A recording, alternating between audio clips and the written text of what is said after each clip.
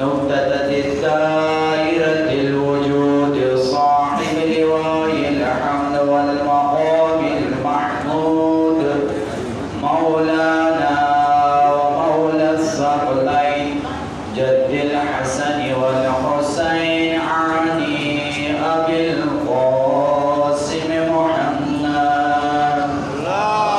اللهم صل على محمد وعلى أهل بيته الطيبين الطاهرين المعصومين المظلومين الذين ذهب الله عنهم الرجس أهل البيت وطهرهم تطهيرا. اللهم صل على محمد ولعنة الله على أعدائهم من يومنا هذا إلى قيام يوم الدين. آمين يا رب العالمين. أما بعد فقال الله تبارك وتعالى في محكم كتابه المجيد وفرقانه الحميد بسم الله الرحمن الرحيم تلك حدود الله فلا تعتدوها ومن يتعد حدود الله فأولئك هم الظالمون. صلوات. اللهم صل على محمد وآل محمد. عزاداران مظلوم کربلا عشرہ محرم کی مجالس جاری ہیں. موضوع میں داخل ہونے سے پہلے کل کی تاریخ ایک اہم تاریخ ہے پاکستان کے لیے اور ہر سال 14 اگست کو یوم آزادی منائی جاتی ہے اور یہ وطن ہم سب کا ملک ہے اور الحمدللہ اس ملک کے بنانے میں شیعان حیدر کرار کا بنیادی کردار ہے. لیکن اس سال ماہ محرم میں یہ دن آ رہا ہے.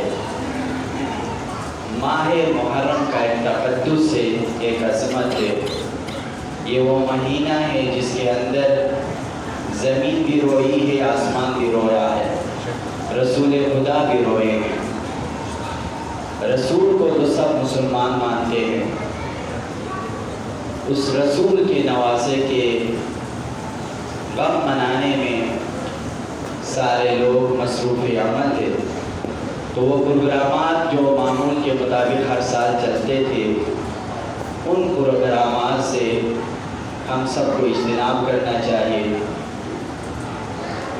کوئی ایسا پروگرام نہ ہو جس کے اندر خوشی کا عنصر غالب آ جائے،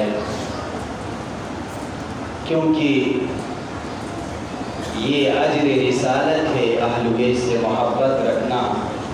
قرآن کے اندر اللہ تعالیٰ نے ارشاد فرمایا کہ رسول اگر یہ لوگ تم نے جتنی زحمتیں اٹھائی ہے رسالت کے پہنچانے میں، ان کو انسان بنانے میں جتنی زحمتیں اٹھائی ہیں، اگر اس کا صلہ اگر یہ دینا چاہ رہے ہیں تو ایسے دے تو نہیں سکتے. ان کی بس کی بات نہیں ہے کہ وہ صلہ دے سکے، لیکن پھر بھی ان سے کہے اجر رسالت کے طور پہ قل لا اسألکم علیہ اجرا الا المودۃ فی القربى، میرے اہل بیت سے محبت رکھو. تو ہم سب کا یہ فرض بنتا ہے کہ ہم اہل بیت کی خوشی میں خوشی منائیں اور ان کے خوشی میں خوشی منائیں، غم میں غم منائیں. لیکن مسلمانوں کے اندر کچھ ایسے منافقین ہیں کہ اہل بیت کی ولادت بھی ان سے ہضم نہیں ہوتی ہے اور اہل بیت کے غم اگر عزادار منائے تو وہ بھی ہضم نہیں ہوتی. اور یہ اللہ کے رسول نے ایک پیمانہ قرار دیا ہے. آپ نے ارشاد فرمایا یا علی کوئی منافق آپ سے محبت نہیں رکھ سکتا اور کوئی مومن آپ سے دشمنی رکھ سکتا. درود بھیجو محمد و آل محمد.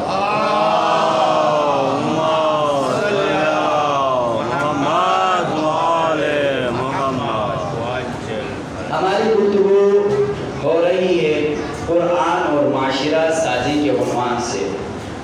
جو آیت آپ مومنین مسلسل سماعت فرماتے ہوئے آ رہے ہیں اور میں تلاوت کرنے کا شرف حاصل کر رہا ہوں، یہ سورہ بقرہ کی آیت نمبر 228 ہے. سورہ بقرہ قرآن مجید کا سب سے بڑا سورہ ہے جس کے اندر 286 آیات ہیں. اس آیت کے اندر ظاہری طور پر چھوٹی سی آیت ہے لیکن اس کے اندر حیات جاویدہ ہے. اگر فقط اس آیت کے اوپر انسان عمل کرے تو اللہ کی طرف سے گارنٹی ہے یہ انسان اس دنیا میں بھی کامیاب ہوگا اور ابدی حیات میں بھی کامیاب ہوگا. کیا کہہ رہے ہیں اللہ اس آیت کے اندر؟ تلک حدود اللہ، یہی اللہ کے حدود ہے. فلا تعتدوها، تم ان حدود کو پائمال مت کرو. وَمَن يَتَعَدَّ حُدُودَ اللَّهِ، جو اللہ کے حدود کو پائمال کرتا ہے، پامال کرتا ہے، روکتا ہے، فَأُولَٰئِكَ هُمُ الظَّالِمُونَ، بس یہی لوگ ظالم ہیں. حدود، لفظ حدود یہ جمع ہے حد کی، اور اس حد سے پہلے سر لگا دیا جائے تو سرحد بن جاتا ہے. اس حدود جمع ہے حد کی، اگر اس حد سے پہلے سر لگا دیا جائے سرحد بن گیا. دنیا کے اندر جتنے بھی ممالک پائے جاتے ہیں ہر ملک کا اپنا سرحد ہے، تمام ریاستوں کے اپنے حدود ہیں. پاکستان کا اپنا حدود ہے. اب ان حدود سے باہر بغیر ویزے کے، بغیر پاسپورٹ کا کوئی بندہ جا نہیں سکتا. انلیگل طریقے پہ اگر کوئی بندہ پاکستان کے حدود کو کراس کر کے باہر چلا جائے تو وہ مجرم کہلائے گا، کرمنل کہلائے گا، اس کو گرفتار کیا جائے گا. ویسے ہی اللہ کے دین کی بھی سرحدیں، اس دین کی سرحدوں کے اندر رہتے ہوئے بندے کو زندگی گزارنی ہے. اگر ان حدود کو بندہ پائمال کرے تو یہ بندہ ظالم کہلائے گا، کرمنل کہلائے گا. اور انہی حدود کی حفاظت کے لیے وہ جو حدود تھے ان کو معین کرنے کے لیے اللہ تعالیٰ نے نبی اکرم کو بھیجا.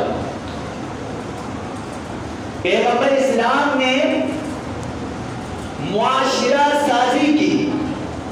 کل میں نے آپ کے خدمت میں عرض کیا کہ سب سے پہلے عبادتیں وہاں پہ فرض نہیں ہوئی. جو لوگ کہتے ہیں نا علماء کے سیاست کے ساتھ کیا ربط ہے، وہ تو نماز کا کوئی مسئلہ بیان کرے، روزے کا کوئی مسئلہ بیان کرے، کوئی میت آ جائے تو اس کے اوپر تلقین پڑے، یہ چیزیں کرے، اللہ اللہ کرتا رہے، باقی سیاست کے ساتھ ان کا کوئی وابستہ نہیں ہے. دنیا کا سب سے پہلا سیاستدان اور سب سے ماڈرن سیاستدان پولیٹیشین پیغمبر اسلام ہے. آج کی جن معلوم میں پولیٹکس کو لیا جاتا ہے، حقیقت میں یہ پولیٹکس کے ساتھ ظلم ہے. کیا پولیٹکس، سیاست کا مطلب کیا ہے؟ ایسا منصوبہ بندی کرنا جس کے ذریعے سے معاشرے کے مسائل حل ہو. ایک ایسا سوسائٹی معاشرے کو لوگوں کو فراہم کرنا جس سوسائٹی کے ذریعے سے لوگ اپنی ضروریات کو پورا کریں. وہ معاشرہ کون سا ہوگا؟ کیا وہ معاشرہ وہ ہو سکتا ہے جس معاشرے کے اندر بدامنی ہو، بد اخلاقی ہو، ناانصافی ہو، ظلم ہو، دھوکہ بازی ہو؟ یہ ساری چیزیں اگر اس معاشرے میں موجود ہو تو یہ معاشرے کو انسان پسند کرے گا؟ ہرگز ایسے معاشرے کو انسان پسند نہیں کرتا ہے، بلکہ ایسے معاشرے کو انسان پسند کرے گا جہاں امن ہو، محبت ہو، پیار ہو، الفت ہو، عصبیت نہ ہو. ایسے معاشرے کو انسان پسند کرتا ہے. بس انہی چیزوں کو مکی جو معاشرہ ہے اس کے اندر تعصب ہے، ظلم ہے, ناانصافی ہے, رشوت ہے, ان چیزوں کا خاتمہ کرنے کے لیے پیغمبر اسلام تشریف لائے. اور اس معاشرے کے اندر سب سے پہلا کام پیغمبر اسلام نے ان کے افکار کو درست کیا. ان افکار میں سے سب سے پہلی ان کے اندر جو خباثت پائی جاتی تھی وہ شرک و کفر کی خباثت تھی. اس کو چیلنج کیا پیغمبر اسلام نے. درود بھیجے محمد و آل محمد.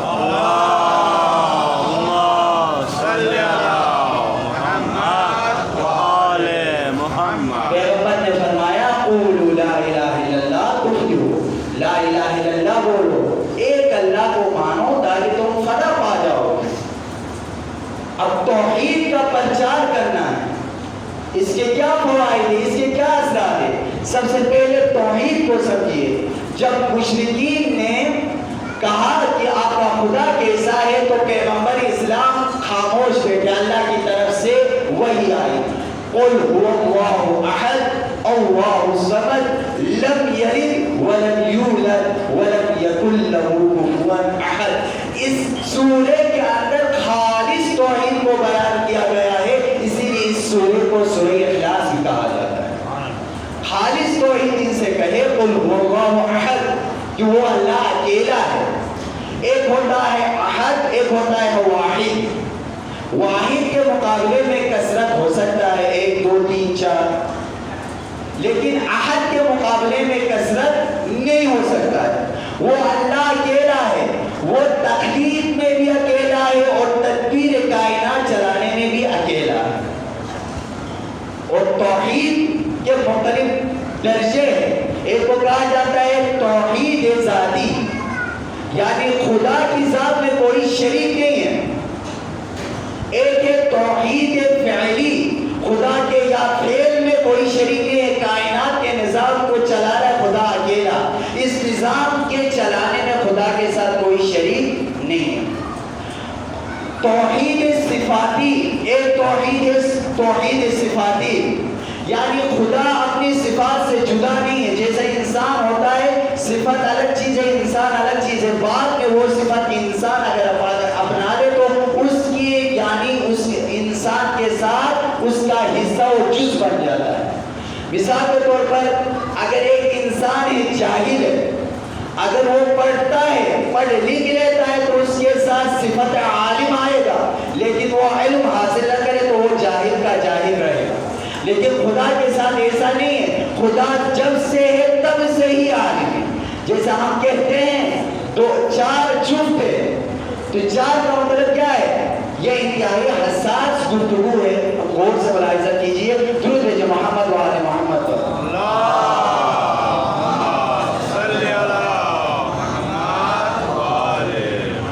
چار جفت ہے. 4 کیا ہے؟ ذات ہے, اور جفت صفت ہے. ایسا نہیں ہے کہ پہلے 4 ہو پھر جفت آ جائے. جب سے 4 ہے تب سے ہی یہ 4 کی عدد جفت ہے. ویسے خدا جب سے ہے تب سے ہی خدا عالم ہے. تو خدا کی توحید کے حوالے سے اس معاشرے کو آگاہ کیا. دیکھیں تم اپنے ہاتھوں سے بتوں کو تراشتے ہو, تراشنے کے بعد کسی کے قبیلے کے پاس چھوٹا بت ہے, کسی کے پاس بڑا بت ہے, تو ان بتوں کے حوالے سے بھی تم آپس میں الجھتے ہو اور لڑتے رہتے ہو, جھگڑا کرتے رہتے ہو کہ ہمارا خدا سب سے بڑا ہے, ہمارا خدا موٹا ہے. طرح طرح کے فسادات ہوتے ہیں. لیکن تم ایک خدا کو مانو گے تو یہ بڑے چھوٹے کی کہانی ختم ہو جائے. پھر کیا ہوگا؟ اس معاشرے کے اندر اتحاد و اتفاق ہو جائے گا. جب ایک خدا کے ماننے والے سارے ہوں گے تو لڑائی کس بات کی؟ اب یہاں پہ یہ سوال پیدا ہوتا ہے کہ سارے مسلمان ایک خدا کو مانتے ہیں, لیکن پھر بھی تنازعات ہے, پھر بھی فساد ہے. وجہ کیا ہے؟ صرف خدا کو ایک ماننا کافی نہیں ہے, خدا کی بھی ماننی ضروری ہے. اس لیے کہ اللہ نے ارشاد فرمایا وَاعْتَصِمُوا بِحَبْلِ اللَّهِ جَمِيعًا وَلَا تَفَرَّقُوا. خدا کے رسی کو مضبوطی سے تھامو اور آپس میں تفرقہ میں مت پڑو. وہ رسی کیا ہے جو ہمیں فزیکلی طور پہ نظر نہیں آتی ہے, بلکہ وہ رسی قرآن کی شکل میں ہے اور اہل بیت کی شکل میں ہے. جب تک یہ مسلمان قرآن سے وابستہ نہیں ہوگا, جب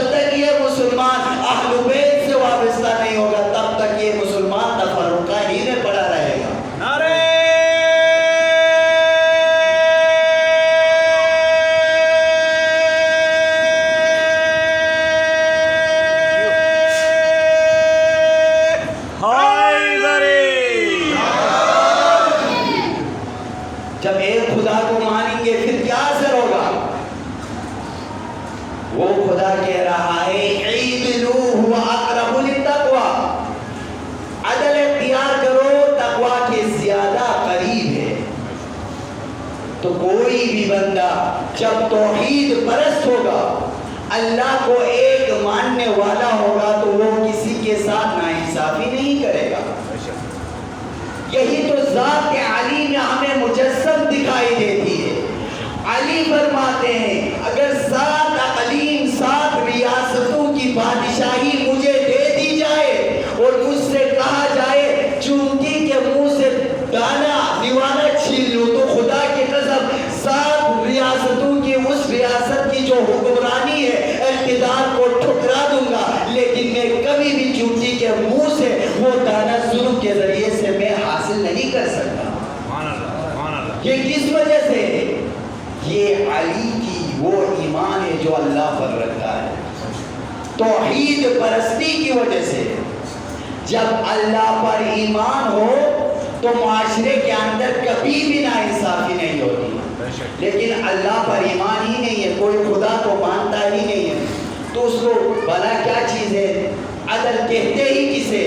وہ تو اپنی حیوانی خواہشات کو پورا کرنے کے لیے، چاہے وہ حلال ذرائع ہو یا حرام ذرائع ہو، وہ اپنی حیوانی خواہشات کو پورا کرے گا۔ درود بھیجو محمد و آل محمد پر۔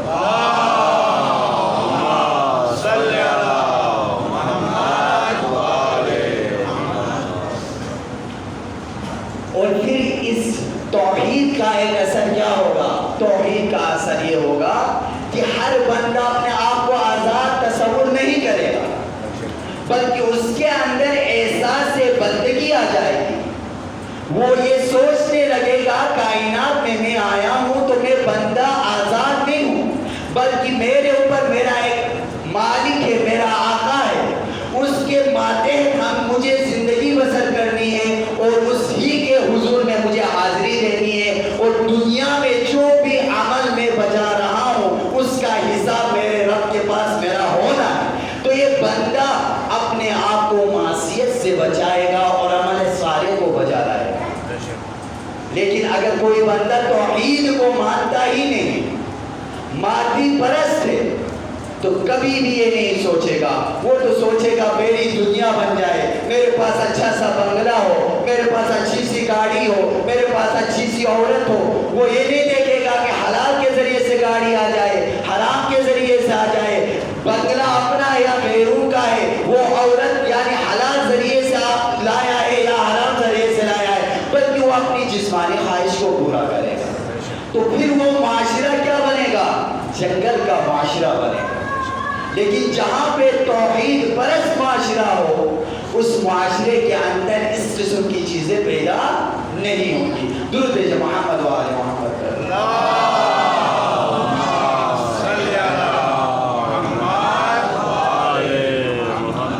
اور تیسری چیز، انسان ایک قسم کے نہیں ہوتے، بعض ہوتے ہیں اچھے، بعض ہوتے ہیں برے، اور بعض لوگ صحبت کی وجہ سے برے بن جاتے ہیں اور بعض لوگ صحبت کی وجہ سے اچھے بن جاتے ہیں۔ دیکھیے دنیا کے اندر جرم ہوتے رہتے ہیں، کرائمز ہوتے رہتے ہیں، اب ان کو کنٹرول کرنا ہے۔ کیا کیا جائے؟ میں معصیت کرنا چاہتا ہوں تو کیا گورنمنٹ یہ کر سکتی ہے کہ ہر جگہ پہ میرے اوپر پولیس کھڑی کر دے، ہر جگہ کے اوپر سیکیورٹی نافذ کر دے، کیمرے نصب کر دے؟ ممکن ہی نہیں ہے۔ لوگوں سے تو میں چھپ جاؤں گا، لوگوں کے نظروں سے میں اپنے آپ کو چھپا کے پھر میں جرم کر سکتا ہوں، میں شرمندگی محسوس کروں گا لوگوں کے سامنے، لیکن تنہائی میں جیسے ہی مجھے موقع مل جائے گا جو میں چاہتا ہوں وہ کر جاؤں گا۔ جس بندے کے پاس توحیدی افکار ہوں گے، توحید کو ماننے والا ہوگا، وہ یہ نہیں دیکھا کہ خلوت میں ہے یا جلوت میں ہے، لوگوں کے سامنے ہے یا تنہائی میں ہے، وہ دیکھے گا ارے یہاں لوگ موجود نہیں تو کیا ہوا، میرا رب جس نے مجھے پیدا کیا ہے وہ دیکھ رہا ہے، وہ اپنے آپ کو جرم سے روکے رکھے گا۔ یہ توحید کے اثرات ہے۔ آج کل کی دنیا دو طرح کے سوچ دنیا میں پائے جاتے ہیں، ایک الہی تصور کائنات ہے، ایک مادی تصور کائنات ہے۔ مادی تصور کائنات کے اندر کیا انسان نے ایک سب سے چھوٹا جو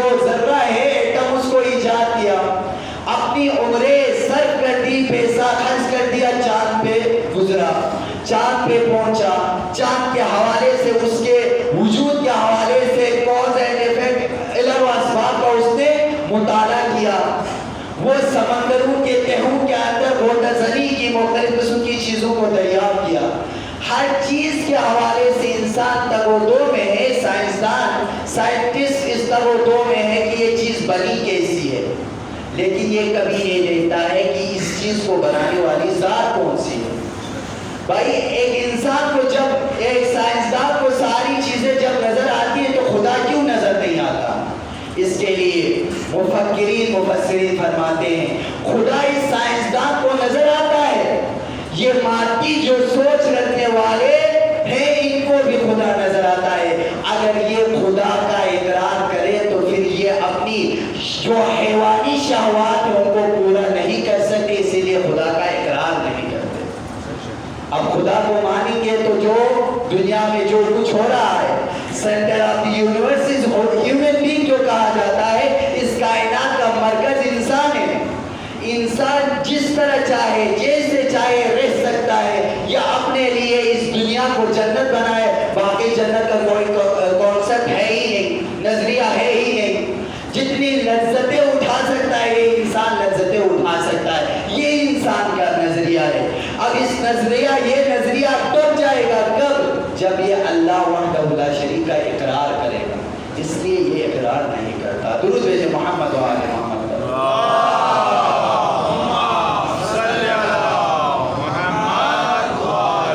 اور دوسری بات یہ ہے کہ انسان نے اپنے وجود کو، اپنی خلقت کو فراموش کر دیا ہے، اس وجہ سے وہ اللہ کو نہیں مانتا۔ وہ تھا کیا؟ خداوند متعال نے اس کو کس چیز سے وجود میں لایا ہے؟ یہ غلیظ پانی کے ذریعے سے وجود میں آیا ہے، یہ اپنی حقیقت کو بھول گیا ہے، اس لیے اللہ کے سامنے کھڑا ہو گیا ہے۔ اسی لیے ایک واقعہ ہمیں ملتا ہے محمود غزنوی کا، کہتے ہیں کہ اس کا ایک غلام تھا، ایاز اس کا نام تھا۔ پہلے تو وہ اس کا غلام تھا، لیکن وقت گزرنے کے ساتھ ساتھ ایسی تعلقات دونوں میں قائم ہوئی کہ اب اس کا اچھا سا دوست بن گیا۔ جب محمود غزنوی اور یہ ایاز دونوں دوست بن گئے تو محمود غزنوی نے ایک کمرہ اس کو دے دیا، اور محمود غزنوی کیا کرتا، ایاز کیا کرتا تھا، ہمیشہ جب بھی باہر جاتے تو اس کو قفل لگاتے تھے، تالا لگاتے تھے، ہمیشہ تالا لگاتے تھے۔ اور ان کے دربار کے اندر بعض وزراء تھے، ان کے اندر حسد کی جو آگ بڑھ اٹھی۔ اب وہ یہ سوچنے پہ مجبور ہو گئے کہ آخر کیا وجہ ہے، محمود غزنوی ان سے زیادہ محبت کرتے ہیں، اور ساتھ ساتھ یہ ایاز جب باہر جاتے ہیں ہمیشہ اپنے کمرے کو اتاق کو تالا لگاتے ہیں، وجہ کیا ہے؟ پھر انہوں نے ایک حربہ استعمال کیا۔ یہ دونوں چلے گئے محمود غزنوی کے پاس اور کہنے لگے کہ دیکھیے یہ ایاز ہمیشہ اپنے کمرے کو تالا لگاتا ہے، اور اس نے آپ ہی کے دربار سے بہت سارے جواہرات اور سونے کو جمع کر کے رکھا ہے اس کمرے کے اندر، اور آپ سے پوچھا بھی نہیں ہے۔ تو محمود غزنوی نے کہا اگر ایسا ہے تو کل جب وہ میرے پاس ہوں گے تو آپ جائیے اور جا کے کمرہ کھول کے وہ ساری چیزیں لے کے آئیے۔ محمود غزنوی نے حکم دیا۔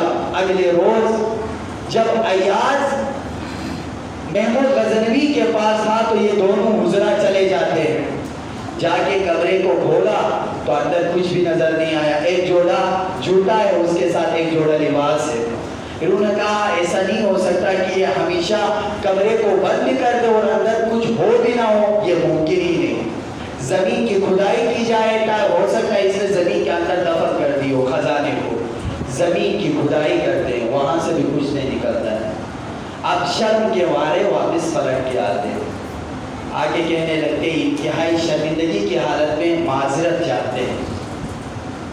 تو محمود غزنوی نے کہا پھر کیا وجہ ہے ایاز، اس کمرے کے اندر تو نے کچھ رکھا بھی نہیں ہے، پھر بھی روزانہ تو تالا لگاتا ہے اور میرے وزراء آپ کے بارے میں شک کرنے لگے۔ تو اس نے کہا دیکھیے بادشاہ سلامت، میں ہمیشہ اپنی اوقات کو یاد رکھنا چاہتا تھا کہ میں تھا کون۔ جب میں تمہارے پاس آیا تھا تو تنگ دست تھا، میرے پاس کچھ تھا ہی نہیں سوائے ایک جوڑا لباس اور ایک جوڑا جوتے کے علاوہ۔ اب میں تمہارے حضور میں رہا، تو نے سب کچھ تو نے مجھے عطا کر دیا، اب میں مالک بنا۔